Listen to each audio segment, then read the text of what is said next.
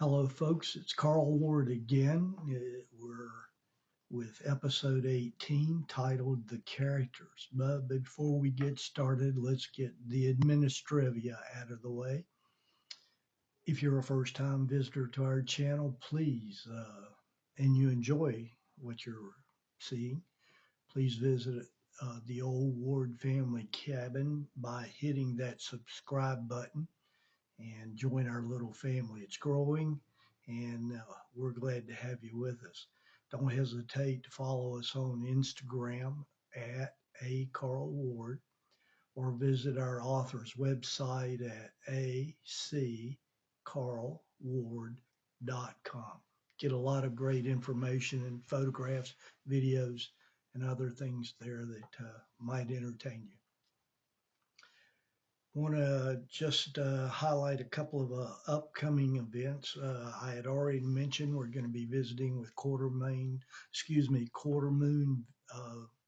Books and Gifts this weekend. That'll be on October 21st from 3 to 5. Lori and her team have done a super job and great host, and we're excited to visit with them. We also have our presentation at Cape Fear Seafood Company in Porter's Neck, North Carolina on Thursday, October 26th between 6:30 and 8 p.m. This is an RSVP only private event and tickets are going pretty fast.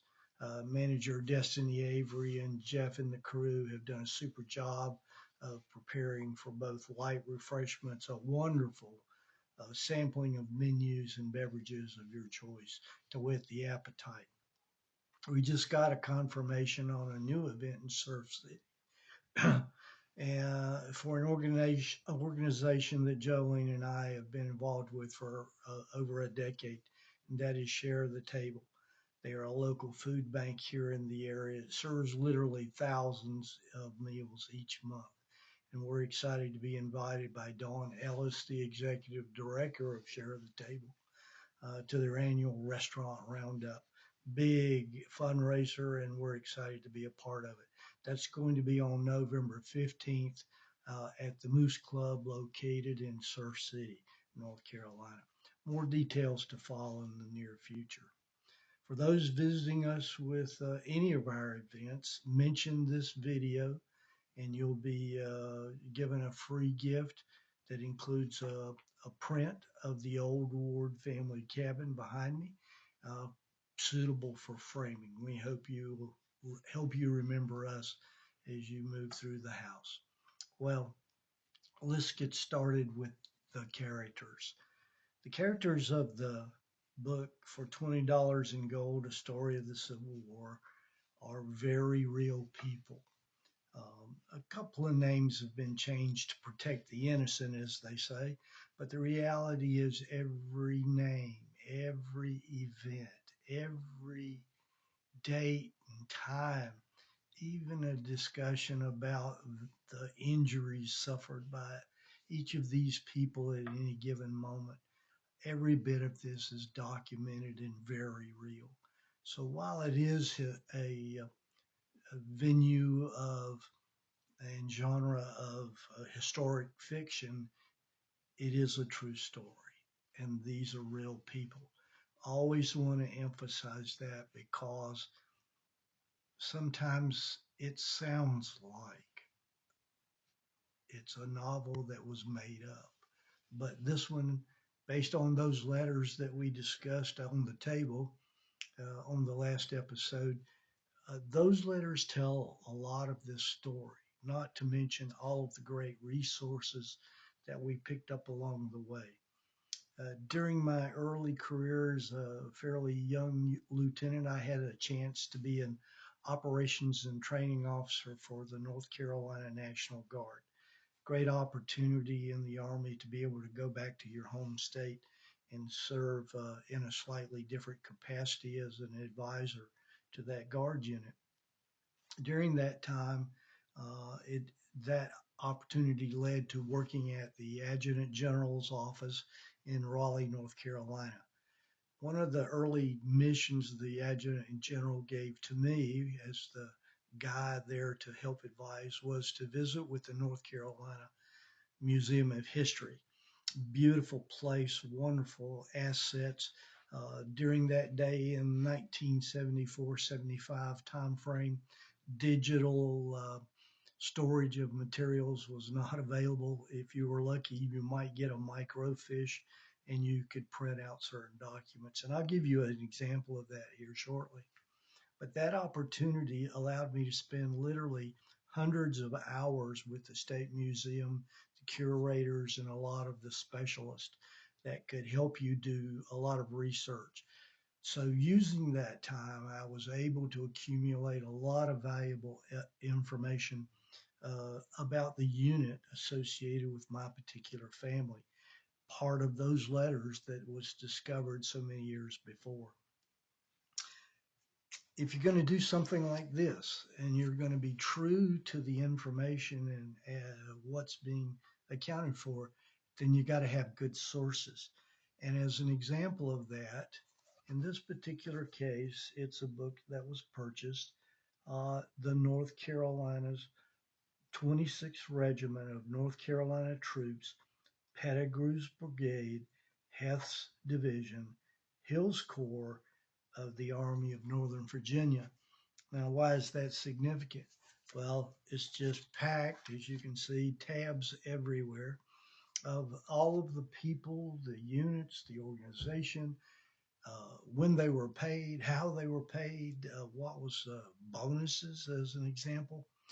All of these things were documented, and the detail is so great because every morning after Reveille, there was a company or a battalion or a regiment formation.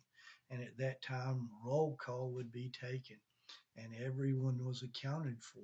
So you were either present for duty, you were excused for medical reasons or furlough, uh, sent away to somewhere for training or whatever. And as a result, they knew exactly who you were, where you were, and what you were doing while you were there. If you're going to have someone like the 26th North Carolina Regiment and all of its 10 companies, then there's obviously going to be a need to document exactly what those people did during the course of their campaigns and their activities. Another document that I found, and this is an example of all those microfiche documents, was the historical records, officials' historical records of the 26th North Carolina. And as you can see from the highlighted sections of this particular page, uh, those were individuals that were critical to the regiment and to the companies, and it explains when they were enlisted, when they were trained, when they were left service, or if there was any special account of specifically they were wounded, they were, and where that occurred, what was the dates. That information was gathered and captured in this official document. As you can see, not only did I spend hundreds of hours accumulating this kind of information, but the important point I would make is uh, I spent a lot of money because every one of those pages represented at the time 50 cents a page to print out a copy of each of these critical pages.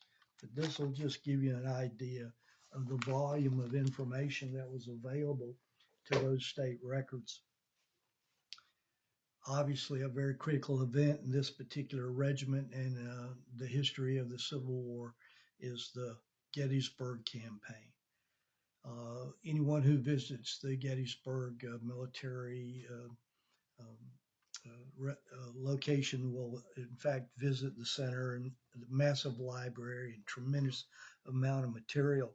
One of the documents, of course, I picked up along the way was the Gettysburg death roster, the Confederate dead at Gettysburg. Now, there's a similar version of this book, just like the Confederate version, and what you would have is literally every unit, every individual soldier in alphabetical order, and in fact, the date that they in fact passed. In some cases, you get a little more description, but the vast majority of the best recorded information was the official records.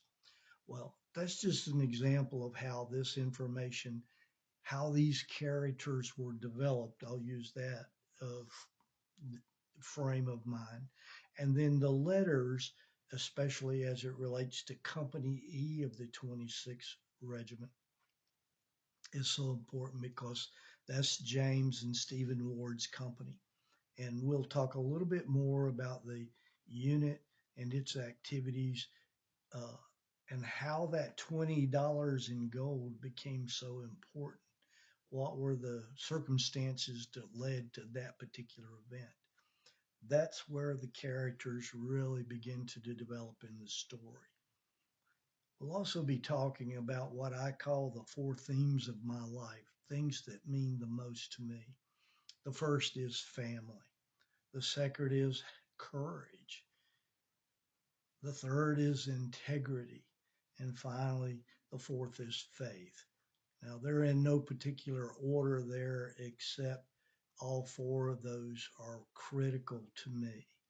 And I believe that as the reader goes through the book, my willingness to share my family's story, the triumphs and the tragedies, along with the courage of each of those individuals and how they dealt with the environment both at home and away, and then the integrity to do what they felt was right under the circumstances is critically brought out.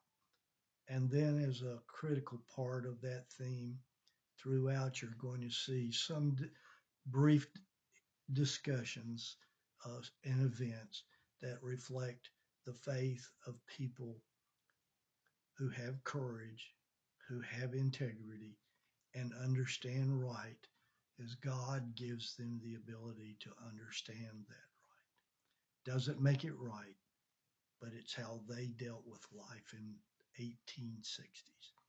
Folks, we hope you've enjoyed this. Please remember to follow us, hit that subscribe button, and we'll look forward to hearing from you soon. Y'all have a good day.